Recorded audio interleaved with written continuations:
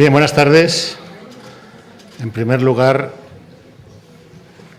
felicitaciones, ya que empezamos el año. Es el primer día que tenemos en este nuevo año 2009. Así que feliz año 2009 a todo el mundo.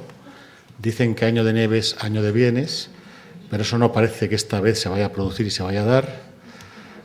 Pero los que somos lectores no tenemos miedo a la crisis, porque con un librito en casita nos conformamos. No tenemos por qué gastar más dinero en otras cosas. Bien, es verdad que las crisis pues traen mucha gente desempleada, los más castigados son las personas más vulnerables, y al final pues los que han provocado todo esto salen de rositas y se van los que no han tenido ninguna responsabilidad en la crisis.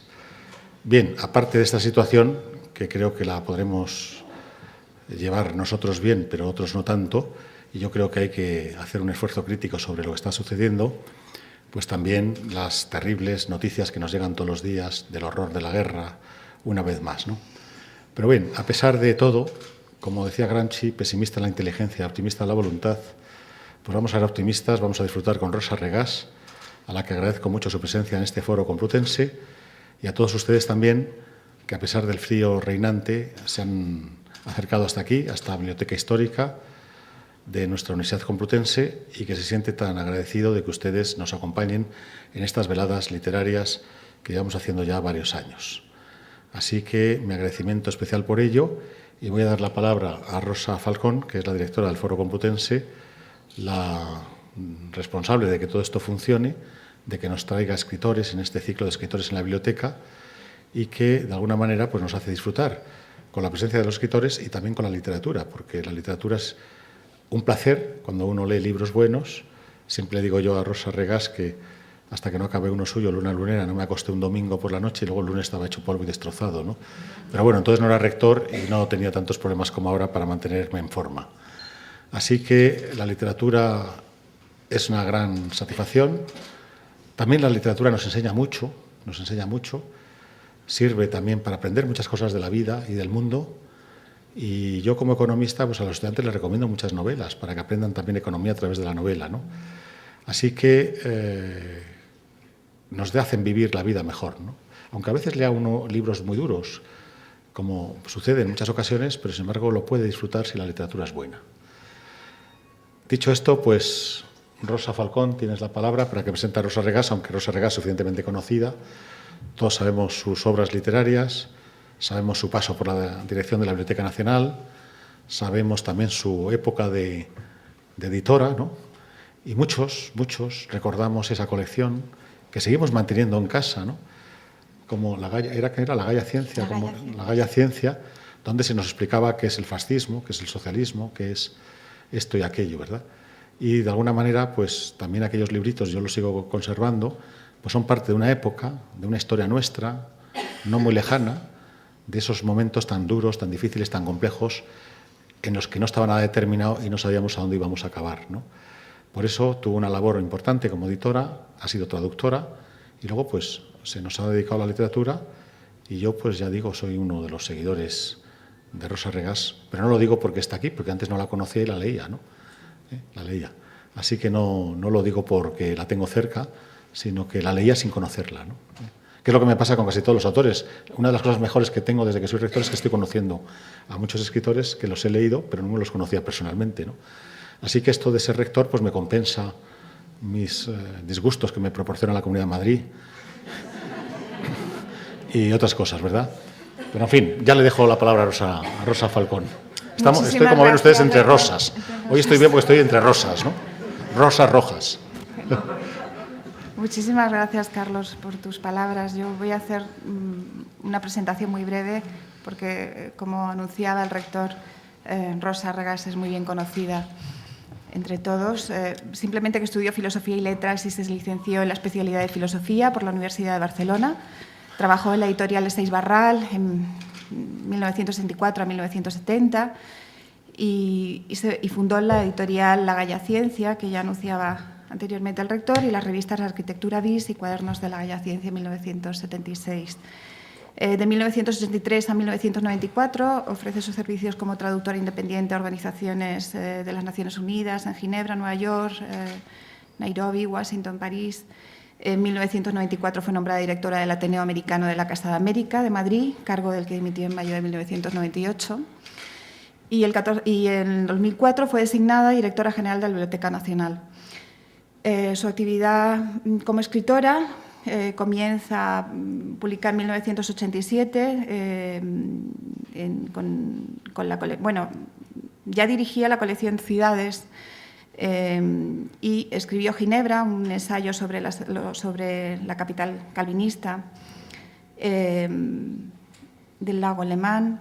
En 1991 publica Memoria Almator, su primera novela, en la cual una mujer extremadamente protegida por su padre, su marido, su amante, en fin, figuras masculinas, toma las riendas de su vida. Aquí ya aparece también uno de los temas fundamentales de la obra de Rosa. En 1994 gana el Premio Nadal con la novela Azul, una historia de amor y de mar que le abrió las puertas al gran público.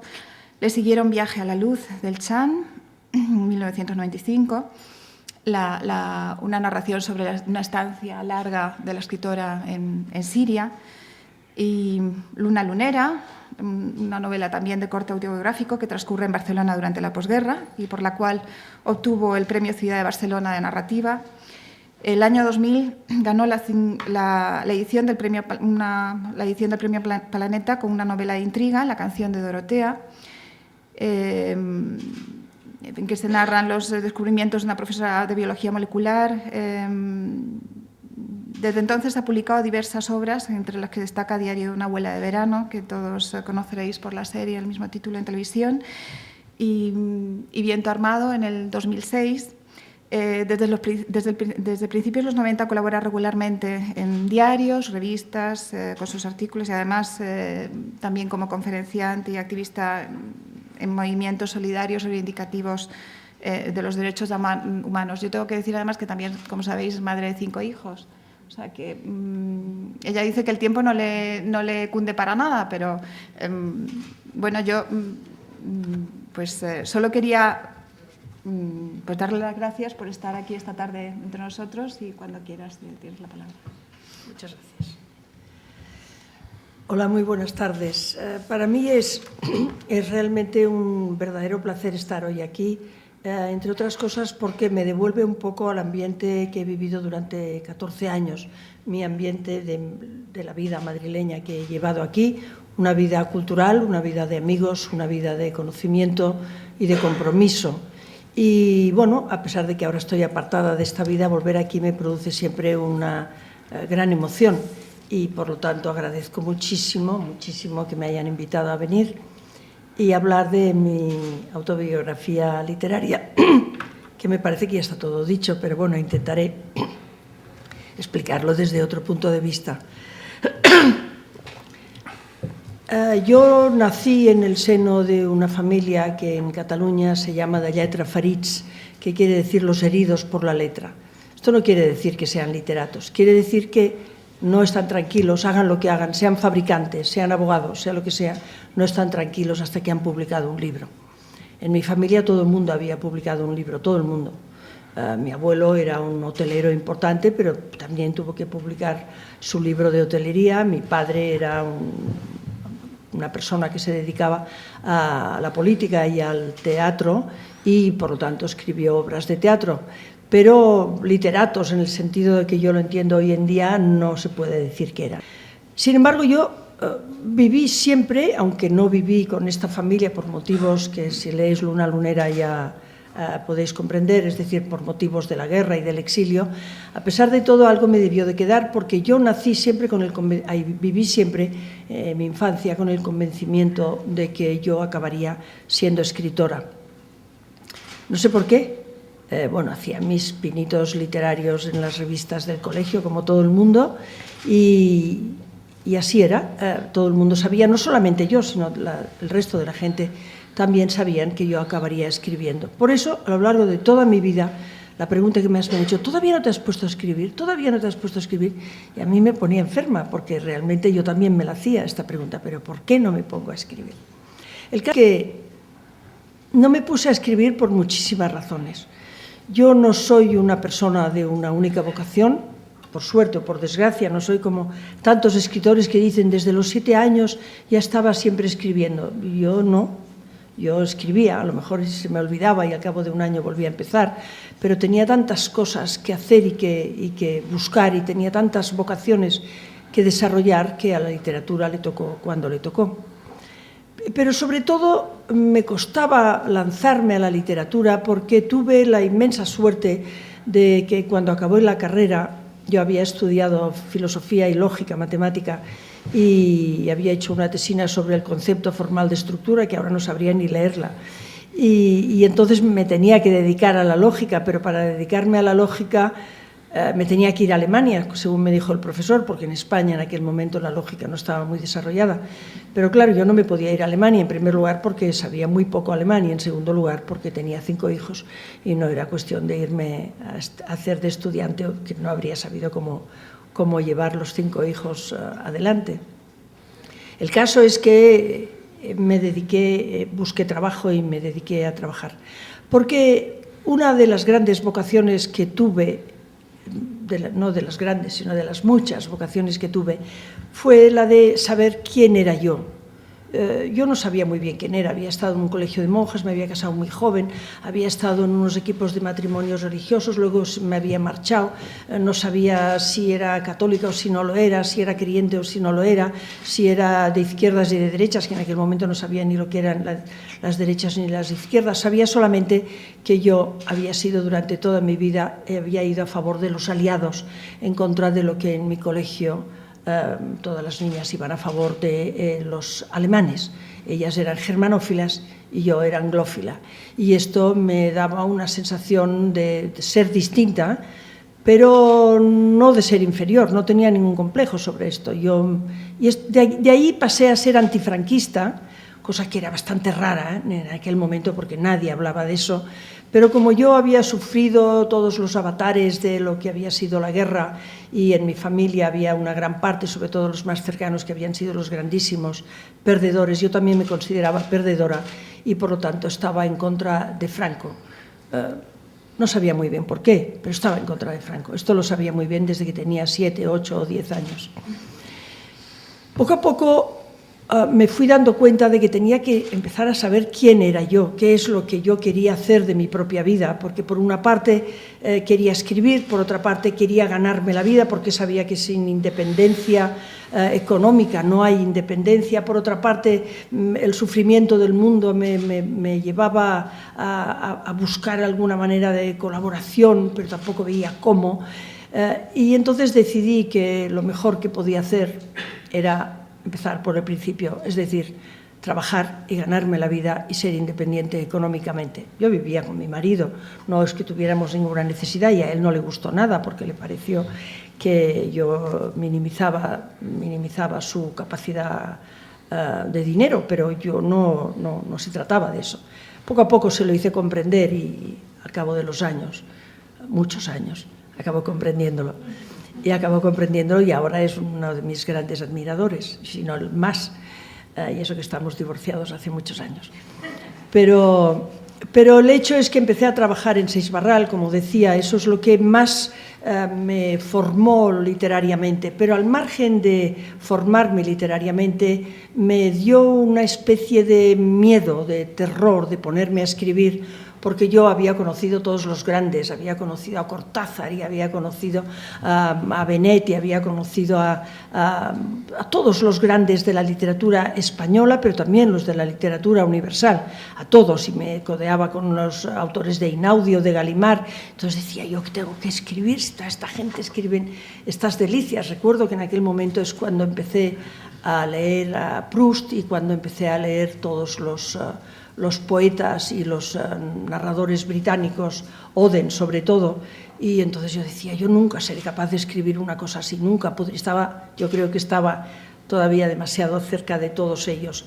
Sin embargo, intenté que mi vena literaria o mis apetencias literarias fueran por la parte de la editorial que yo fundé cuando a Carlos Barral lo echaron de su propia editorial y montó una editorial pequeña. Entonces ya debía ser el año 70, yo monté La Gaia Ciencia y empecé a publicar autores que me parecía que no tenían ningún éxito en España, que no estaban aceptados. Pongo por caso propio Marías, cuya primera novela publiqué después de que 3 editoriales, cuyos nombres no voy a decir, se la denegaran. Y entonces empecé a publicar autores que me parecía importantes, Pombo y también algunos catalanes como Oriol Bohigas, tanto de ensayo como de narrativa, el propio Eugenio Trías, Juan Benet, María Zambrano, etcétera, etcétera, casi como una justificación de que yo no escribía, pero por lo menos literariamente colaboraba al mundo literario.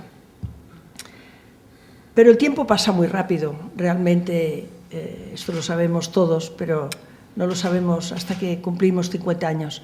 El día que cumplí 50 años me quedé muy perpleja, porque me di cuenta de que había pasado ya el ecuador de la vida y que no había todavía empezado a escribir. Y me dije, bueno, al paso que voy habré tenido muchos hijos, que ya los tenía, habré plantado muchos árboles, que ya los había plantado, pero me moriré sin haber escrito un libro. Y tomé muchas decisiones, en aquel momento tomé muchas decisiones. Me di cuenta de que la editorial me absorbía extraordinariamente. El trabajo de una editorial es un trabajo muy complejo, porque no es solamente la fabricación de libros, es también el criterio con lo que los tienes que elegir, la lectura que tienes que hacer, la promoción que tienes que hacer, las devoluciones que tienes que aguantar cuando el libro está publicado. Es decir, era algo muy complejo que exigía una atención desde las 8 de la mañana hasta las 10 de la noche, por lo menos a mí me la exigía. Entonces, lo primero que hice es intentar vender la editorial, la vendí a un editor argentino, que luego no la utilizó para nada, pero a mí esto me da igual. Y me fui a Ginebra, me presenté a un examen de traductora de las Naciones Unidas para ver, porque pensaba que de todas maneras tenía que seguir ganándome la vida. Me separé de mi marido, mis hijos ya, la ventaja de casarse tan joven como me había casado yo es que a los 50 años mis hijos eran casi mayores que yo, tenían ya todos 25, 23, 22 y 21 y por lo tanto ya no me necesitaban y entonces empecé una travesía larga de 10 o 12 años en la que me dediqué a ser traductora temporera, es decir, freelance, en las organizaciones de las Naciones Unidas. Esto quiere decir que me llamaban y me decían, en Australia hay un contrato de 2 meses para el desarme, ¿te interesa? Yo miraba las fechas, si me interesaba me iba, o si no me iba a Nueva York, o si no me iba al Japón, etcétera, etcétera. La cuestión es que yo llegaba a cualquier ciudad, a Ginebra sobre todo, que es la que más organizaciones tiene, y a Nueva York, que es donde fui más, o incluso a Nairobi, llegaba allí, me buscaba una pequeña pensión, un pequeño piso, o iba a un pequeño piso que me había dejado algún otro temporero que estaba en otro lugar, y total, que trabajaba de las 8 de la mañana a las 5 de la tarde, a las 5 de la tarde me iba a mi casa y decía, me sentaba en la mesa y decía, ha llegado el momento de ponerme a escribir. Pero me encontré con un inconveniente con el que no contaba. Yo creía que si uno tenía un argumento, se ponía a escribir y salía una novela. Creía que yo, que había leído tantísimos libros para decidir si estaban bien o mal para publicar, yo podría juzgar mi propia obra y decir por aquí voy o por aquí no voy. Todo esto no sirve absolutamente para nada, para nada. Una novela, una historia, no es historia hasta que se ha separado de la realidad en la que se basa, sea una realidad imaginativa o una realidad real, y se convierte en autónomo. Una novela es un mundo distinto del mundo real en el que vivimos, que es autónomo. Por lo tanto, pero yo esto no me di cuenta, y me daba cuenta que lo que escribía estaba demasiado a ras del suelo. No es que me importara, pero decía, bueno, el día que quiera escribir unas memorias haré eso, pero ¿qué hago para pasar a la novela? tenía verdaderas angustias, porque me ponía a escribir, no me gustaba, me quería levantar, me buscaba excusas, mejor que vea las noticias, mejor que cene, mejor que me tome cualquier cosa, me habría puesto a limpiar los cristales antes de continuar, pero sin embargo lo hice. Hasta que un día me di cuenta de que realmente lo que tenía que hacer era levantarme por encima de la realidad y con la fantasía y la imaginación, crear un mundo de ficción propio, que aunque se basara en la realidad, tenía su propia independencia. Otro de los asuntos con los que realmente tuve que batallar muchísimo fue con el hecho de que yo no sabía si lo que estaba escribiendo estaba bien o estaba mal. Leía mi propia obra y aquellos juicios que me habían servido para valorar las novelas de los demás no me servían para nada. Era como si hubiera querido medir una carretera con litros y no con kilómetros. Por lo tanto, no había manera de saber si lo que yo escribía estaba bien o estaba mal. Lo que sí llegué a saber es si la música de mi prosa era mi propia música. Cada prosa tiene una música y cualquiera de nosotros puede empezar a imitar la prosa de García Márquez o de Proust o de quien quiera. Lo puede hacer porque es bastante fácil. Te pasas media hora leyéndolo y luego continúas y sale. Pero esta no es nuestra prosa, nuestra música. Nuestra música es otra, hay que descubrir cuál es. No sé cuál es, nadie sabe cuál es, hasta que empieza a escribir y poco a poco lo descubre. Y entonces la única señal que tiene es que esta música no sabe si es buena o mala, pero sabe que es la suya. Y este es el único camino que yo logré para seguir. Me ocurrió también que empezaba a pensar que todas las cosas que yo escribía estaban mal y por lo tanto me desanimaba. Y entonces empezaba un cuento, un relato, una historia y no podía continuar porque decía, esto está mal, no sé escribir. Esto me ha pasado a lo largo de toda mi vida cuando vuelvo a escribir otra novela. Siempre digo, no, ya no sé escribir, qué desastre, soy un desastre, todo lo que creía que sabía no me sirve de nada. Pero me di cuenta de que si tenía constancia y trabajaba todos los días, aunque pensara que no servía para nada, que lo que estaba escribiendo era malo, aunque pensara eso, llegaba un momento en que se me había olvidado si estaba bien o mal y además ya no me importaba. Lo único que me importaba es lo que estaba escribiendo, es decir, la estructura que estaba montando, la historia que estaba narrando. Y entonces esto me daba igual que estuviera bien, que estuviera mal, que ya no pensaba si la aceptaría un editor, si no la aceptaría, si gustaría o no gustaría. Estaba ya obsesionada con esta historia. Descubrí que esta obsesión es la inspiración, es la única inspiración. La inspiración no es, como nos habían dicho en el colegio, esta especie de halo que sobrevuela nuestra cabeza y de repente tiene la generosidad de posarse en nosotros para que empecemos a escribir. La inspiración es exactamente la obsesión que nos entra con la historia que estamos construyendo, con el mundo que estamos creando. Porque en este momento dejamos de ser personas para convertirnos en creadores o dejamos de ser personas a secas para convertirnos en personas creadoras. Y esta creación tiene una cantidad de adrenalina tan brutal y proporciona una felicidad tan grande y tan distinta de la felicidad a la que estamos acostumbrados a que nos tienten constantemente. No tiene nada que ver ni con el éxito, ni con el dinero, ni con el reconocimiento, no tiene nada que ver, es simplemente el hecho creador, esta especie, no la llamaría yo de felicidad, sino de gozo de saber que están en marcha todas nuestras facultades mentales, porque todas se ponen en marcha. Se pone en marcha la memoria, se pone en marcha la fantasía, se pone en marcha el conocimiento que tenemos y se diría que lo aprovechamos absolutamente todo. Aprovechamos cualquier color que llama la atención en un grupo de gente, aprovechamos una luz que hay en el cielo, aprovechamos una frase que recordamos que alguien nos ha dicho y vamos acumulando y esto lo vamos estructurando y vamos haciendo una especie de pócima de la que sale un ente absolutamente nuevo, que es el ente de creación. Bien, todo esto me costó mucho tiempo y tuve que hacer muchos esfuerzos. Recuerdo que yo estaba en mi casa de Ginebra y vivía entonces con una compañera que también trabajaba en las Naciones Unidas y que tenía un gran respeto porque yo trabajara y me pasaba siempre, me traía unas hierbecitas y hasta la cena trabajaba mucho, pero yo no me quería levantar porque pensaba, si me levanto todo esto se marchará y además tengo que estar aquí, tengo que hacer este esfuerzo.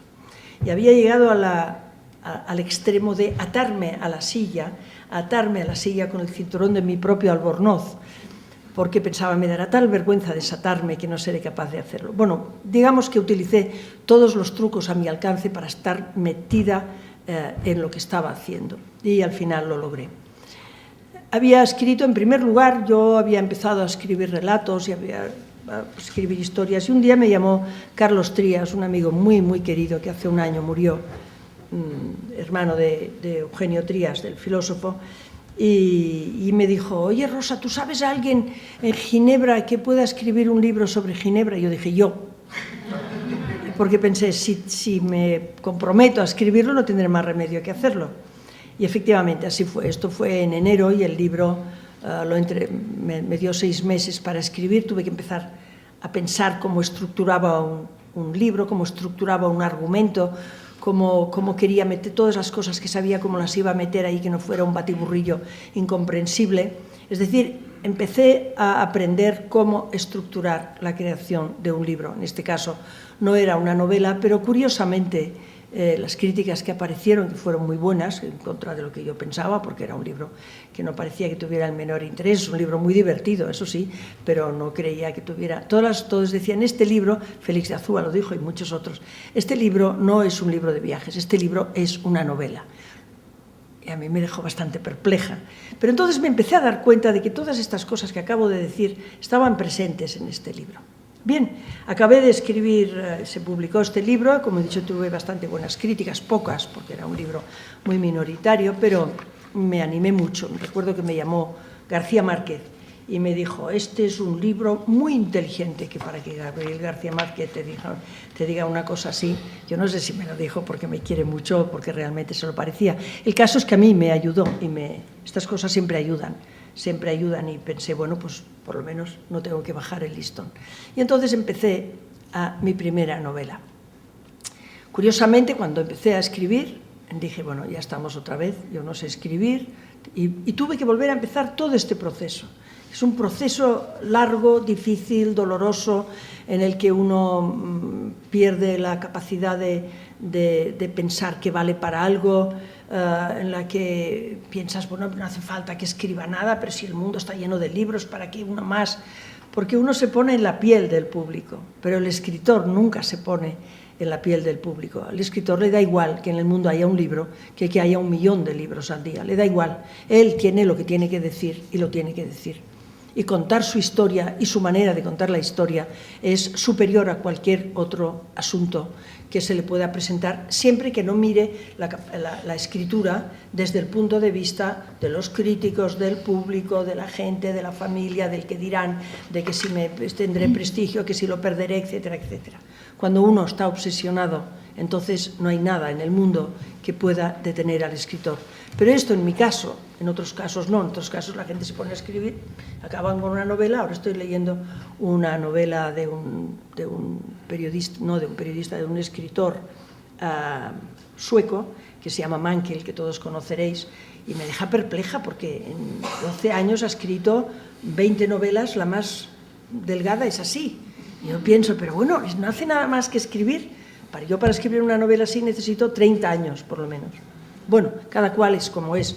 Yo necesité mucho tiempo para recuperar el tono y recuperar la mirada hacia lo que estaba haciendo, y cuando la recuperé, realmente yo creo que fue uno de los momentos más llenos, más de plenitud de mi vida, porque pasé los 2 años siguientes escribiendo Memoria de Almator y no recuerdo haberme lo pasado nunca tan bien como en este libro, por una razón muy clara, porque no tenía editor, no había ningún editor que me persiguiera, no pensaba en el público porque no tenía público y estaba solamente obsesionada con el libro que estaba escribiendo. Y bueno, me volvía loca de enamoramiento de un personaje que yo misma había creado, de nostalgia por otro que había desaparecido, de tal manera que mi vida era mi propia novela. me acuerdo que yo iba a trabajar, entonces estaba en Ginebra, estuve una larga temporada en Ginebra, y me iba a trabajar, iba en bicicleta. Tenía que bajar, yo vivía en la Vieilleville, tenía que bajar y luego subir a donde estaban las Naciones Unidas. Y una vez me detuve, yo me levantaba muy pronto, trabajaba, miraba lo que había hecho el día anterior, escribía un poquito más y le daba vueltas a las cosas, tomaba 4 notas para desarrollarlas por la tarde cuando volviera. Y claro, salía con la cabeza rebosante y estaba en la bicicleta, me acuerdo que estaba en la bicicleta y de repente en un semáforo me detuve y vi todo de gente que pasaba por delante de mí y dije, pero bueno, toda esta gente, ¿cómo puede vivir sin una novela a medio escribir? ¿Pero cómo puede ser? No me cabía en la cabeza que la vida tuviera ningún sentido si no se tenía ninguna novela a medio escribir. Y sigo pensando lo mismo. El verdadero sentido de la vida lo da la creación. Lo da la creación no solamente en escribir, sino en escribir, en pintar, en dibujar, en caminar, en amar, en trabajar, en lo que sea. Si no sabemos darle este toque de creatividad a lo que estamos haciendo, nuestra vida se convierte en rutina y costumbre y entonces es el aburrimiento más feroz. Pero bueno, total que escribí esta novela y me acuerdo que yo se la enseñaba a Félix de Azúa, con quien veía cada vez que iba a España, y me decía, bueno, ponle punto y aparte y acaba ya. Ponle punto y acaba. No, Félix, todavía me falta mucho. No, acábala ya, acábala ya.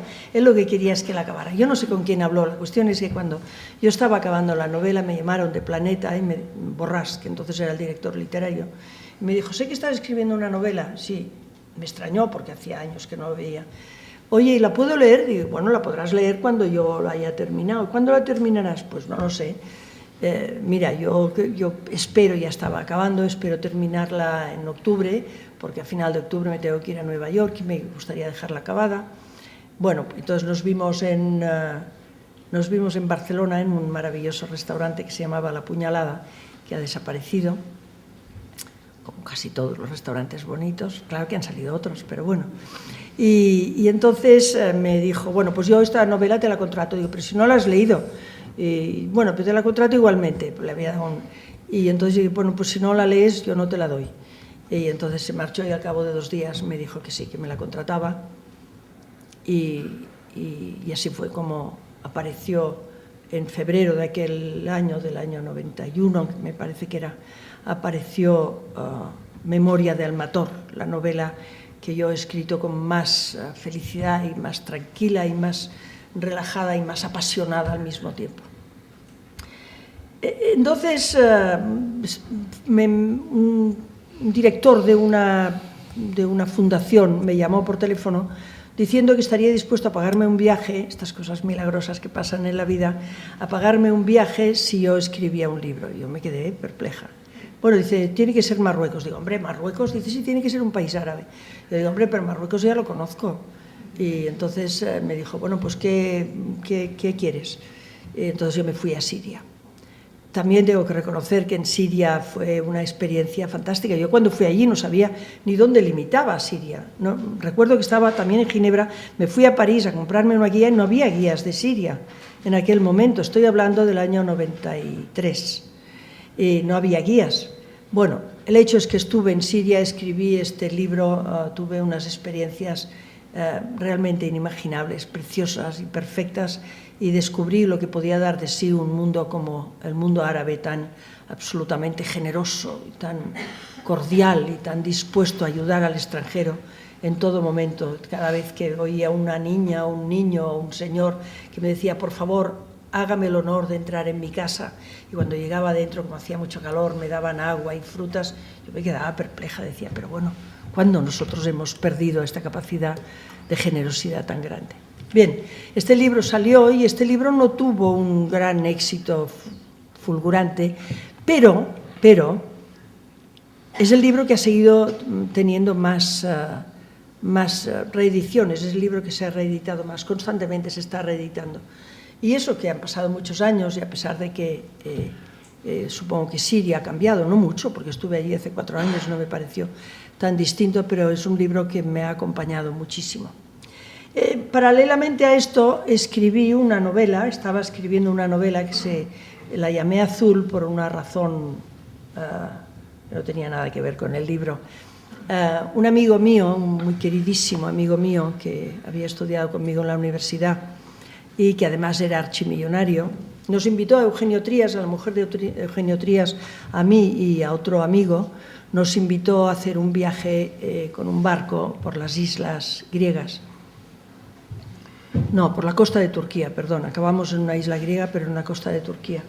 Y entonces yo pensé que le tenía que hacer un regalo para agradecerle el regalo, pero también pensé que es muy difícil, realmente muy difícil, hacer un regalo a un archimillonario, porque si le haces un regalo, todo lo que quiere ya lo tiene. No le puedes comprar un disco porque ya lo tiene, o un libro porque ya lo tiene, si no lo tiene se lo comprará mañana. No tenía el menor interés. Entonces decidí escribir un cuento sobre la isla donde fuimos a parar en el último momento. Esta experiencia para mí fue muy importante, fue realmente muy importante, porque me di cuenta de hasta qué punto la memoria es fundamental en la ficción y en la escritura de ficción. Sin la memoria no tendríamos nada que escribir y sin el conocimiento que tenemos, por supuesto, tampoco, pero la memoria es fundamental. Resulta que yo había escrito una novela de una pareja que, no la voy a contar, pero que recalaban en este barco. Con este barco recalaban en la isla griega. Y entonces se daban un paseo por la isla griega y en un momento determinado había un hombre, uno de los que estaba en el barco, el marido de la chica, el marido, sí, que se estaba dando vueltas por su cuenta y empezó a seguir a una vieja envuelta en harapos que iba cantando como hacen las personas que han perdido un poco el juicio. Y yo escribí esta historia, escribí esto y supe de dónde lo había sacado. En el Ampurdán, donde yo vivo y donde he estado muchísimos periodos de mi vida, había en los años 50 un chico que yo lo veía en aquellas épocas que se podía pasear por el Ampurdán, porque no había tantos coches como ahora, y yo paseaba mucho y siempre encontraba a un tipo, un señor que ya debe tener 40 o 50 años, que iba con una especie de saco colgado allí y andaba caminando y caminando y caminando, y siempre lo encontraba. Lo encontraba en los sitios más distintos. Y un día, Ferran Lobo, otro amigo mío, que también murió 8 días después que Carlos Trías, que él era de Girona, me dijo, este es un tipo que durante la guerra conducía un avión, no me dijo de qué lado era, si era de los rojos o de los fachas, pero bueno, la cuestión es que se cayó el avión y el amigo murió y él quedó un poco trastocado. Y cuando recobró el conocimiento y un poco la razón, un poco, porque no la había perdido bastante, empezó a buscar a su amigo. Estaba en un sanatorio y en este sanatorio lo dejaban salir porque era absolutamente inofensivo y él iba por todos los caminos buscando a su amigo.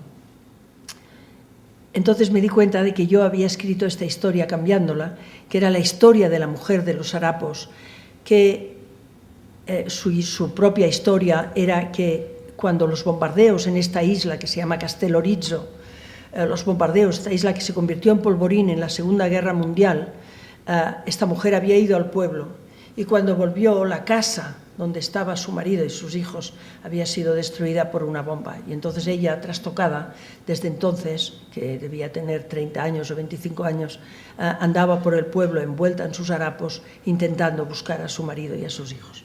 Bueno, me pareció fantástico que mi memoria me diera tantas oportunidades y empecé a escribir este libro, este cuento, pensando que se lo dedicaría a mi amigo como agradecimiento y homenaje por un viaje que fue bellísimo, pero se me complicó, se fue liando y se convirtió en una novela.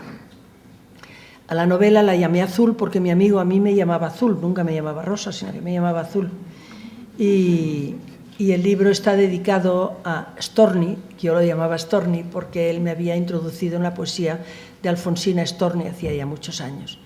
El libro lleva una dedicatoria para Storni, esta historia que le pertenece. Bueno, el libro ganó el premio Nadal, lo que me dejó perpleja, porque yo recuerdo que me vino a ver Carmen Balcells, me vino a ver a mi casa del Ampurdán y me dijo, ¿qué estás escribiendo? Yo estoy escribiendo una novela y la tienes muy adelantada. Digo, pues sí, la tengo ya bastante adelantada, está a punto de acabarse. Pues pásame, entonces pasábamos por fax las cosas del año 93 y le pasé por fax 60 o 70 páginas y las leyó y me escribió y dijo, pues lo vamos a presentar al Nadal. ¿Qué dices? Vamos a presentarlo al Nadal. A mí me parecía el Nadal ya la cosa más difícil de alcanzar y de conseguir, y lo presentamos al Nadal y ganamos. Y digo ganamos porque sin ella yo no la habría presentado. Y gané. Y me recuerdo, una de las cosas que más recuerdo de este día es que yo estaba detrás de la puerta donde el jurado se dirigía al público del Hotel Ritz, que estaban todos cenando en estas cenas tan absolutamente burguesas que se hacen en Barcelona para la concesión del Nadal, y estaba oyendo, y al abrir la plica ha resultado esta novela, es una novela con el título de Azul, y su autora es Rosa Regàs. Si me paro un momentito, todavía puedo oír la voz del que dijo estas palabras, porque para mí resultó que aquello, después lo supe, me introducía en una vida absolutamente distinta de la que había llevado, una vida en la que la cosa pública contaba mucho más. Me convertí en un personaje más o menos público, no tampoco tan público como un político, pero sí más o menos público, y esto me dio una oportunidad que siempre había deseado y que era una de mis grandes vocaciones, que era el compromiso. Poder luchar desde las páginas de los periódicos, poder denunciar, poder acusar, poder alabar, poder explicar, poder preguntar desde las páginas de los periódicos y luchar por los que no tenían voz y dar voz a estos mismos que no tenían voz, me pareció que era un regalo, el regalo más grande que me había proporcionado el Premio Nadal. Y aquí empezó mi vida de persona literaria. No sé si me tengo que callar ya. Tengo que acabarlo. No, hombre, cuéntanos lo último. Había escrito, ya voy. Entonces empecé a escribir más, etcétera, etcétera. Empecé a escribir cuentos, empecé a escribir un libro que se llama Pobre Corazón. Finalmente escribí La canción de Dorotea, que ganó el Premio Planeta del año 2001. Y luego escribí Diario de la abuela de verano, Viento armado. Luego me fui de viaje con Pedro Molina y escribimos Volcanes dormidos, un libro que el gran mérito es de Pedro, no es mío, pero bueno, todos tuvimos mérito porque el libro se basó sobre todo en las larguísimas conversaciones que manteníamos todos los días después de 2 o 3 meses de viaje, todas las noches de aquellos tiempos. Cuando acabamos de escribir este libro, yo fui nombrada directora de la Biblioteca Nacional. Aunque pueda parecer mentira, esta era otra de mis vocaciones. Yo me había pasado la vida defendiendo políticos y atacando políticos y siempre me decía, pero al final no hago nada para ayudar a los que realmente yo creo que pueden aportar algo al país. Por lo tanto, cuando me ofrecieron una serie de cargos, elegí el de directora de la Biblioteca Nacional porque me pareció que es el que tenía más que ver con mi propia biografía, aunque me dejó muy perpleja una de las bibliotecarias que cuando yo hice el discurso y les dije que mi despacho estaba siempre abierto, que podían venir a cualquier hora y contarme o quejarse de lo que quisieran, vino una de ellas y me dijo, yo vengo a decirte que yo no estoy de acuerdo con que te hayan nombrado directora de la Biblioteca Nacional. Y dije, no estás de acuerdo. Y no, ¿por qué? Dice, bueno, porque tú no tienes nada que ver con el mundo del libro. Yo dije, ¿yo no tengo nada que ver con el mundo del libro? He sido editora, soy escritora, he sido traductora, hasta he tenido una librería y no soy nada. Dice, bueno, no eres bibliotecaria. Y es verdad, yo no soy bibliotecaria. Pero los 3 años que pasé, 3 años y medio que pasé en la Biblioteca Nacional, la verdad es que me han dejado la satisfacción de pensar que hice un trabajo que, bueno, reconocido o no, que esto en el fondo importa muy poco, reconocido o no, fue un paso adelante, y los pasos adelante, aunque luego se vuelva atrás, da igual, están dados, esas cosas son así, es como cuando uno rompe un tabú, pues el paso está dado, después se puede volver atrás, pero el paso está dado. Tuve la inmensa suerte de crear un equipo de personas de la que me siento muy orgullosa, tanto de colaboradores externos como colaboradores internos. Hicimos grandes cosas, grandísimas, como la creación del museo, como el cambio en todas las estructuras, como el cambio de todo el grafismo, como el cambio de la manera de recibir a las personas, etcétera, etcétera, etcétera. No me voy a poner medallas porque el mérito no es totalmente mío, ni mucho menos. Si algún mérito tengo yo es el de haber sabido crear un equipo de gente extremadamente inteligente y extremadamente dotada y, sobre todo, con una capacidad de entrega para lo que era el trabajo de la Biblioteca Nacional que yo no la he vuelto a ver, ni creo que la haya visto en muchos años. Pero si cuento esto no es para hablar de la biblioteca, sino para contar hasta qué punto me provocó un disgusto muy grande la manera en que acabó esta historia, una manera abrupta, como acabó, por otra parte, la de todos los directores generales del Ministerio de Cultura, que todos fueron mandados a la cuneta por el ministro. Y bueno, yo tuve la inmensa suerte de que por lo menos me pude permitir el lujo de dimitir, ¿no? Porque yo si dimití es porque, entre otras cosas, porque estaba segura que si no dimitía me echarían igualmente.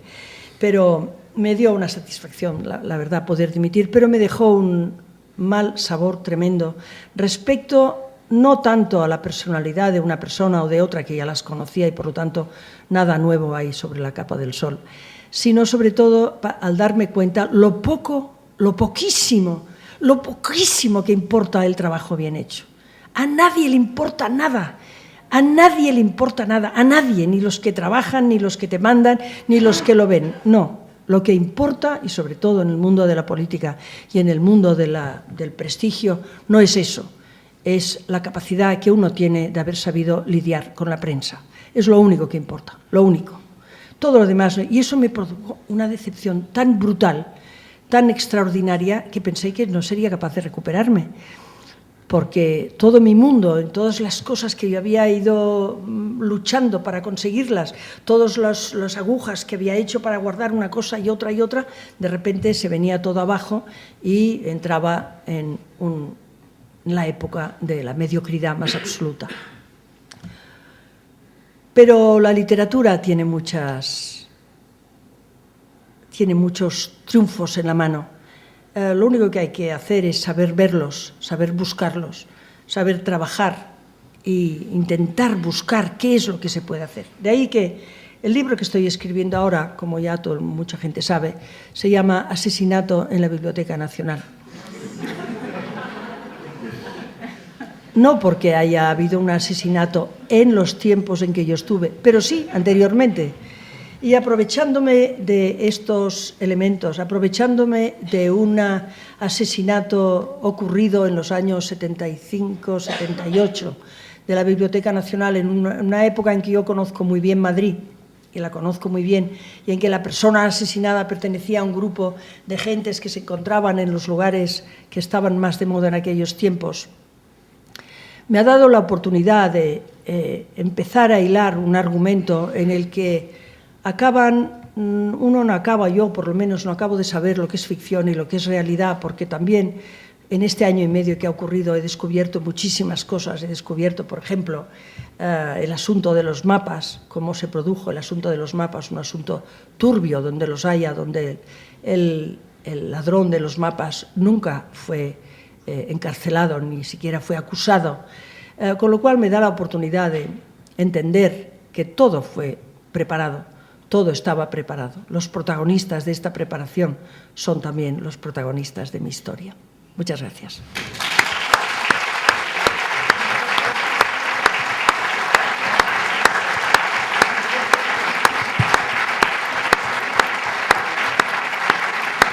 Muy bien, pues muchas gracias. Y yo recuerdo cuando ganó el premio Nadal, con Azul, que algunas informaciones de prensa, sobre todo al principio, llegaron a decir, bueno, ha ganado una autora joven, que no es conocida en el mundo literario y tal, y resulta que era Rosa Regàs, que es joven, porque tiene una juventud que es envidiable, pero, sí, pero a mí me llamó la atención aquello, ¿no? Que al principio había informaciones un tanto que no sabían muy bien quién era la ganadora del premio Nadal, ¿no? Pero, y sobre todo eso, que decían que era como una mujer no conocida, sería joven, ¿no? Tenía 60 años, pero bueno, está estupenda, ¿no? Quiero decir, no, tengo muchos de juventud. De juventud. Se es joven con la mente, ¿no? Sí. Bien, pues venga, les toca a ustedes. A ver quién dilucida el asesinato en la biblioteca. De hecho, cuando yo era decano leí el libro de Torrente Ballester que hablaba del asesinato del decano también, ¿no? Que había uno de asesinato del decano. Manolo Vázquez también escribió Asesinato en el Comité Central. Sí, pero eso fue Carrillo y mira, todavía vive, o sea que...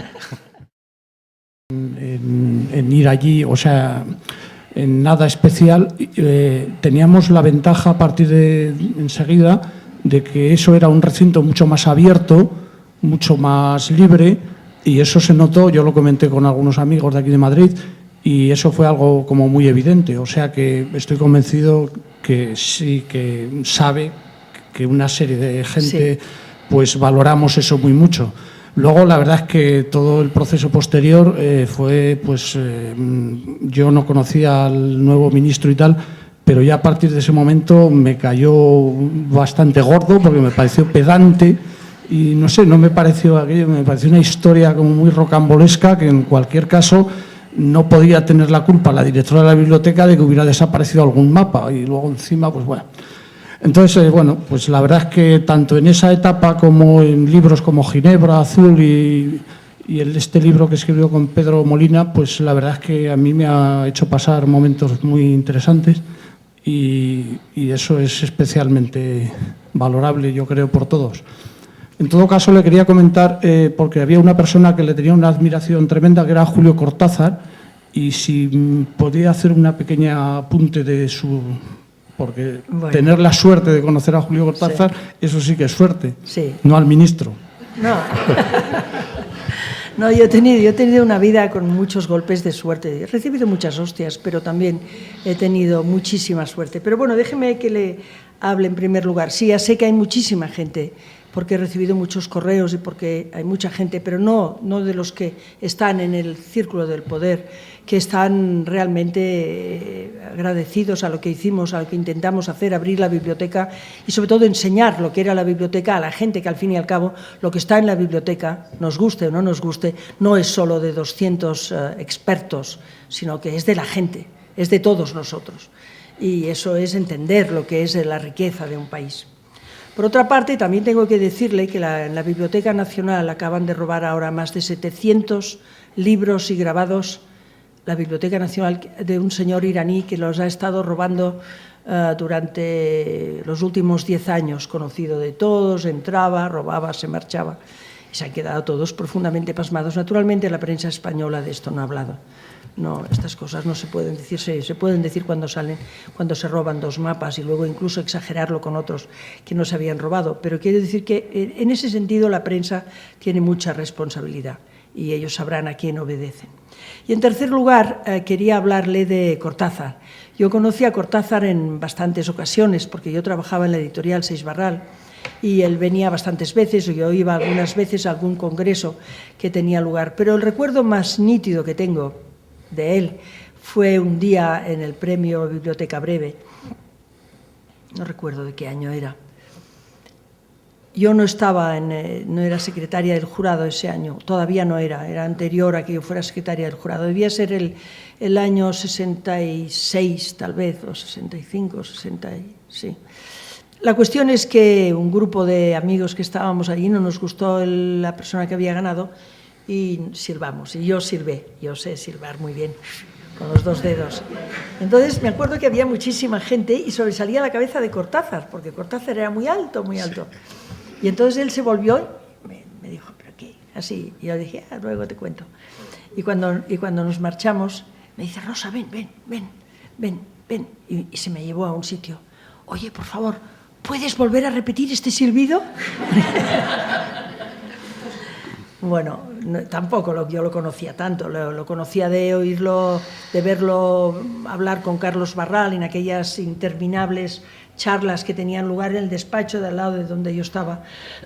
Y yo siempre buscaba una excusa para entrar a pedirle algo a Carlos Barral y de esta manera poder escuchar de qué hablaban. Por eso he dicho antes que mi educación literaria tuvo lugar en la editorial Seixbarral. Yo había estudiado filosofía y había leído de una manera muy desordenada cuando había ido a la escuela todo lo que caía en mis manos, porque, entre otras cosas, no teníamos nada más que hacer que leer y estudiar. Por lo tanto, todo lo que caía en mis manos lo leía, y así leía a lo mejor pues Dostoyevsky, pero no leía el Quijote. El Quijote no lo leía hasta que fui a la universidad en primer curso. Y por lo tanto, cuando entré en la editorial Seix Barral, donde solo se hablaba de literatura, constantemente se hablaba de literatura, y yo estaba al lado, me buscaba cualquier excusa, Carlos, necesito una frase para el cartel tal, Carlos, necesito que... Y entonces disimuladamente me quedaba allí y entonces escuchaba. Así fue como me enteré de cantidades de autores que para mí eran desconocidos. Yo llegaba a mi casa y buscaba en una enciclopedia quiénes eran, y así me hice una segunda carrera, por decirlo así, esta vez más literaria, y que vino acompañada del conocimiento de la mayoría de autores. Yo después también viajé por Europa con encargos de Carlos Barral, porque a él le habían quitado el pasaporte, y entonces todavía conocía más gente. Por eso digo que después de haber leído a Cortázar, uno no tiene ánimos para ponerse a escribir, no dice, bueno, porque lo miras desde el punto de vista de la comparación, hasta que uno deja de pensar en los demás, sean los genios, o sean los públicos, o sean los críticos, uno deja de pensar en esto y se concentra en la historia que quiere contar. Bueno, yo quería hablarle de la Biblioteca Nacional, pero no de política. Hace poco he escuchado la grabación de Borges, que fue director de la Biblioteca Nacional de Buenos Aires, en Argentina, y contaba la desgracia tan grande que para él suponía, ¿no?, un poco en broma, ¿no?, el ser nombrado director de la Biblioteca Nacional y ser ciego, rodeado de millones de libros. Investigó Borges y descubrió que había habido un antecesor en el cargo también ciego en la Biblioteca de Buenos Aires. A lo mejor esto es lo que me faltaba. No, quiero decir que la impotencia de no poder leer, le hablo de libros, sí. De estar rodeado de millones de libros y saber, aunque no seas ciego, que no los podrás leer, ¿no? Sí. Un comentario sobre esto quería... No, es realmente impresionante, pero yo le tengo que decir que lo que menos pude hacer en la Biblioteca Nacional fue leer, porque el trabajo era más de gestión, sobre todo si queríamos que la biblioteca avanzara como realmente avanzó, sobre todo desde el punto de vista del contacto con otras editoriales extranjeras, que acabamos poniéndonos nosotros a la altura de ellos, y había tantísimas cosas que arreglar y tantísimas cosas que hacer, que de vez en cuando sí me iba allí y cogía un libro, pero eran lo menos. Yo no tengo una biblioteca en mi casa como la Biblioteca Nacional, ni mucho menos, pero tengo una gran biblioteca que heredé de mi madre y de mi padre, cada uno por su lado. Las ventajas de estar separados es que es doble la herencia de libros. Y debo tener del orden de los 30 a 35.000, que es bastante. Y realmente cuando estoy ahí entre los libros, a mí me ocurre seguramente lo que Borges quiere decir si hubiera tenido vista, esta manera de navegar por ahí, de navegar, de abrir un libro, de reconocer otro, de descubrir una edición que no conocías, de sentarte a leer un pedazo de libro que no habías leído hace 20 años. Esto es una verdadera delicia, sí. Muchas gracias por tu presentación, pero quería preguntar, en tu proceso creador, con esta riqueza que has descrito de conocimiento, de movida de un lugar para otro, ¿qué es lo qué son los pasos importantes que das hasta llegar a la creación del mundo propio de la ficción? ¿Podrías hablarnos algo de eso? Sí, es otra conferencia, pero yo la doy. No, es una broma, voy a simplificar. Yo creo que el escritor, simplificando mucho, el escritor o la escritora, cuando empieza a escribir, lo que hace es entrar dentro de sí mismo. No es verdad que las cosas estén fuera, están dentro de uno mismo. Y entonces dentro de uno mismo uno arranca la experiencia que ha vivido y la memoria. Y con esto lo saca a la luz, y con esto empieza a trabajar. Pero hay otro elemento, que es el olvido. El olvido tiene tanto papel como la memoria, exactamente igual, porque nosotros hemos olvidado el 90% de lo que hemos vivido. Sin embargo, esto no se ha perdido, esto está dentro, todavía más escondido, como si fuera un agujero negro dentro del autor. Son los miedos, las angustias, los sueños que hemos tenido, que los hemos olvidado, los amores, que también los hemos olvidado, cantidades de conversaciones, cantidades de cosas, pero sobre todo esas angustias de celos y de envidias y de no sentirse querido o de sentirse muy querido, justamente al revés. Todo esto lo hemos olvidado. Por olvidar hemos olvidado incluso el grito que dimos en el momento de nacer, que debe ser lo más importante desde el punto de vista sensorial que nos ha ocurrido en nuestra vida. Es pasar de un ámbito a otro con una brutalidad que hemos olvidado. Pero no está perdido, está dentro de nosotros. Nuestra biografía es eso también. Ocurre que tanto la experiencia como la memoria, con el paso del tiempo, se han transformado de la misma manera que se transforman nuestras caras, nuestros rostros, nuestros paisajes. El tiempo lo cambia todo. Cambia el color, pero cambia las formas, lo cambia todo. Y del olvido también.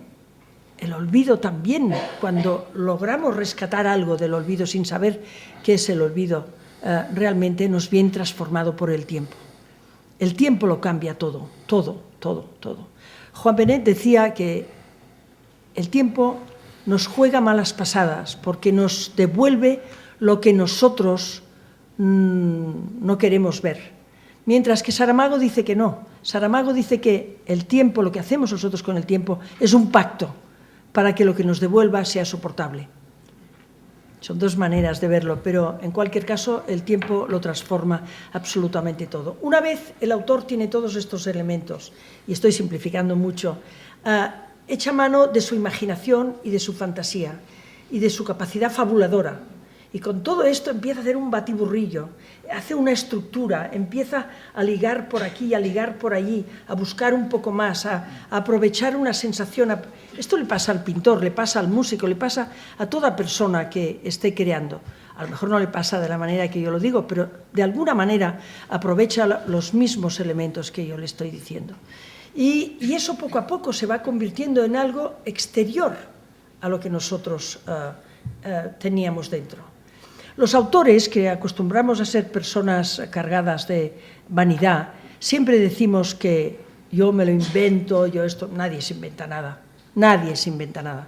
Se transforma, todo se manipula, pero no se inventa nada. Incluso lo vemos en las películas, cuando alguien se inventa un monstruo, lo único que sabe hacer es, en lugar de 2 ojos, ponerle 1, en lugar de 2 patas, ponerle patas de rana, etcétera, o hacerlo todo de metal. Pero en cualquier caso no hay nada nuevo, no hay nada inventado. Es todo manipulación, es todo fabulación, es todo imaginación y fantasía. Y con esto es lo que exactamente con lo que nosotros todos trabajamos. Y esto es lo que nos tienta, este mundo que ya no nos pertenece, porque es un mundo que nosotros hemos creado aparte y que en el momento que lo hemos acabado va a parar al lector, o va a acabar al que escucha música, o va a acabar al que ve la pintura. Que cada cual, a su vez, a poco listo que sea, reconducirá su propio proceso de creación, porque volverá a dar cara a los personajes y volverá a poner los paisajes de su propia experiencia y hará su propia creación. De aquí que cuando vemos una novela que pasa a ser película, a cada persona, a la gente no le acostumbra a gustar, porque lo que estamos viendo es la creación del director de cine, no la nuestra. Y nosotros, que ya le habíamos puesto cara al personaje y intensidad al conflicto, algunas veces el autor nos da un conflicto y nosotros no le vemos la gracia, pero en cambio le damos intensidad a otro conflicto. Todo esto es lo que hace que la creación sea el proceso más apasionante que hay, y que si somos capaces de transmitir este proceso de creación a nuestra propia vida, hagamos lo que hagamos, entonces nos convertiremos en personas de la imaginación. Hola, buenas tardes. Pues es una pregunta sobre algo que usted conoce muy bien, y que es la comparación que se ha hecho muchas veces entre 2 movidas que hubo, la Ghost Divine y la movida madrileña, y que en ese sentido, aparte de las diferencias evidentes, una está codificada con palabras, la catalana, otra está codificada con imágenes, la madrileña, y efectivamente se está notando en los premios nacionales de fotografía que se están dando en los últimos años, ¿no? A los codificadores de esa movida se les está premiando. En Cataluña hubo un ideólogo que usted tiene mucho que ver, aquellos cuadernos de la Calle de la Ciencia, donde no solamente estaba Trías, sino Sabater y otra serie de gente. ¿Hay algún equivalente filosófico en la movida madrileña que usted nos puede indicar, por lo que usted conoce? No, lo siento, pero también lo que le quiero decir es que yo soy una espectadora de lo que fue la movida madrileña, no una persona que la vivió, porque yo no vivía en Barcelona, en Madrid en aquel momento. Pero también le tengo que decir que la idea que se ha transmitido de lo que es Lagos Divin no tiene nada que ver con lo que fue. Nada. Cuando le digo nada, quiero decir nada.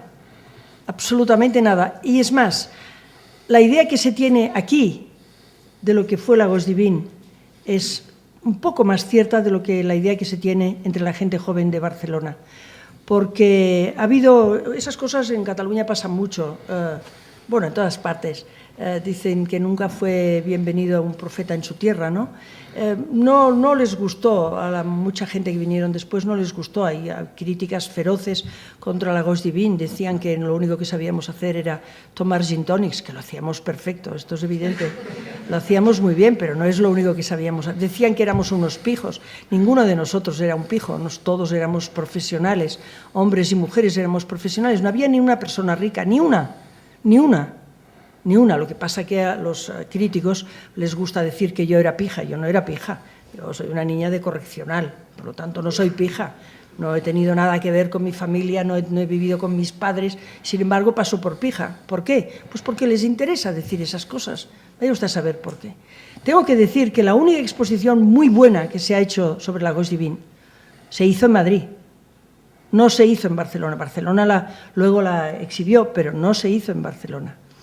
Y Lagos Divin era un movimiento, era un grupo de gentes que tampoco era un grupo cerrado, que nos queríamos conocer, que nos conocíamos, tuvimos la inmensa suerte de tener el Boccaccio, los primeros años del Boccaccio, cuando no sabíamos qué hacer nos íbamos allí, encontrábamos a los fotógrafos, a las modelos, encontrábamos a los filósofos, encontrábamos a actores, a la gente que venía de Madrid, a Juan García Hortelano, a Ángel González, que en cuanto venían se iban al Boccaccio y al día siguiente se iban a comprar la prensa a las Ramblas. Pero lo único que nos diferenció de lo que nos diferencia de lo que nos han dicho que éramos es, en primer lugar, teníamos verdadera pasión por nuestro trabajo. Los arquitectos no paraban de hablar de arquitectura, los editores no paraban de hablar de libros, los literatos no paraban de hablar, los fotógrafos exactamente igual. Y como escuchábamos todos, se iba creando una especie de movimiento cultural bastante amplio. Lo segundo es que nos interesaba saber qué ocurría fuera de nuestras fronteras. Empezamos a hacer los primeros viajes. En aquel momento yo estaba haciendo la Arquitecturas BIS, la revista de arquitecturas, estábamos en contacto con los arquitectos de Milán, con los arquitectos de Nueva York, etcétera, etcétera. Y lo tercero es que éramos profundamente antifranquistas, pero la mayoría de nosotros no militábamos en ningún partido.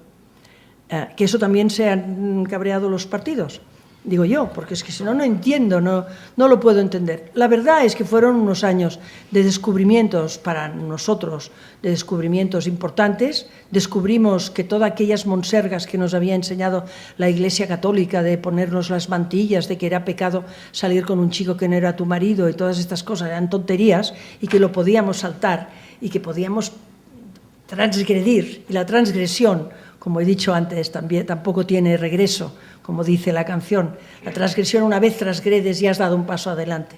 Y así fue como poco a poco, en pocos años, nos libramos de todas las tonterías de que nos habían, sobre todo morales, y empezamos a construir nuestra propia moral, una moral más comprometida, más de cara a los demás y menos de cara a lo que podía ser los remordimientos, las renuncias y todas estas tonterías en las que habíamos sido educados.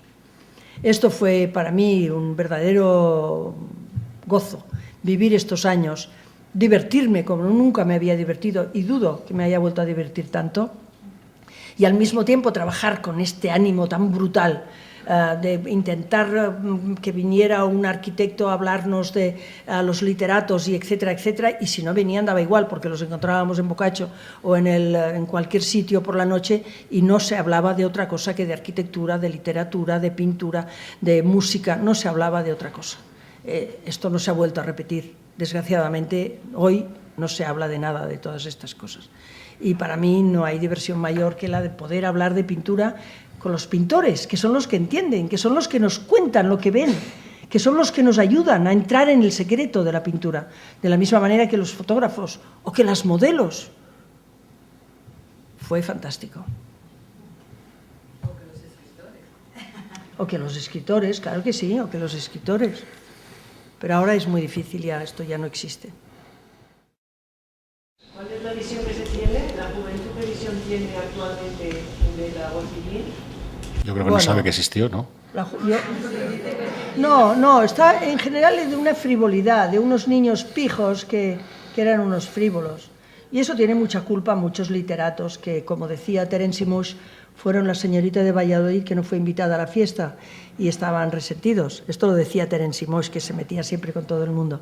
Pero algo de verdad había, y todos entonces han dado esta imagen. A mí me da lo mismo que den esta imagen, me da igual. Yo, con haberlo vivido, tengo bastante. Bueno, no hay más intervenciones. Bueno, pues, como decía Rosa Regás, el libro siempre es un disfrute. Yo a veces tengo mala conciencia porque compro muchos libros y, claro, no los puedes leer, ¿no? Dices, ¿y por qué compraré tantos libros? Y decía Darío Fo, cuando le dieron el Nobel, que a él le gustaría vivir 300 años y tener tantos ojos como las moscas para poder leer todo lo que tenía en su casa sin aumentar, ¿no? Pero el otro día me tranquilizó el artículo de Rodríguez Rivero que citaba a Azaña y que dice que a los que nos gustan los libros, solo el mero hecho de poseerlo ya nos satisface. Así que sigo comprando libros, no caben ya por ningún sitio, ni en la facultad, ni en el rectorado, ni en mi casa, pero yo a veces me siento los sábados en mi sillón, miro a la biblioteca y ya con eso me relajo. Ver tantos libros. Pero sigo leyendo, que no pierdo esa costumbre y es lo único que me relaja realmente en mi cargo, ¿no? Más que el footing y tal, ¿no? Pero bueno, como dice San Pedro, el footing es un invento del sistema, porque andando podemos pensar, pero corriendo no. Es verdad, es verdad. Pero bueno, San Pedro sí. Pero bueno, respetamos a todo el que haga footing, que se conserven muy bien.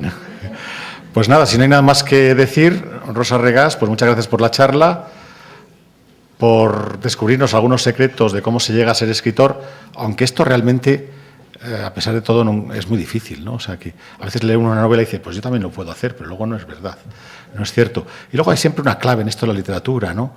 Que es que seguramente hay mucha gente que son buenos y no triunfan, ¿no? Yo siempre me acuerdo del autor de La conjura de los necios, ¿no? Que se suicidó porque ningún editor le cogía la novela y luego su madre la leyó, le gustó tanto, fue a un editor y con su persistencia de madre consiguió que la editaran y fíjense ustedes el éxito que ha tenido, ¿no? Otros autores que han ido a ciertas editoriales y se les han rechazado y han acabado en otra, ¿no? Y al revés. Y al revés. Entonces, claro, hay a veces casos perdidos. Es también qué es lo que hace que uno pueda tener éxito. O libros que en un momento determinado no tienen éxito y años más tarde lo tienen, ¿no? O sea, tanto novelas como escritos de otro tipo, ¿no? Por ejemplo, hay un libro que es el de Constancia de la Mora, que Crítica lo publicó en los años 70 y no se vendió casi.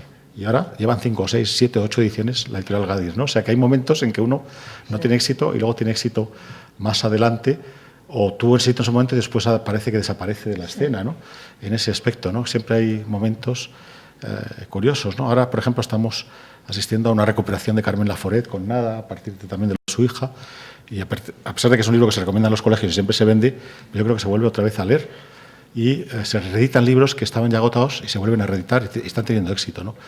Pero, en fin, lo único que podemos decir es que el mundo del libro nos corresponde a todos, a los bibliotecarios, a los libreros, a los editores, a los escritores, a los lectores sobre todo, porque si no que iba a ser de... Y a los traductores. A los traductores, claro, que además hay gente muy buena traduciendo, ¿no? Hay gente muy buena, ¿no? Hemos tenido casos realmente excepcionales. Y yo creo que a veces mejoran al novelista incluso, ¿no?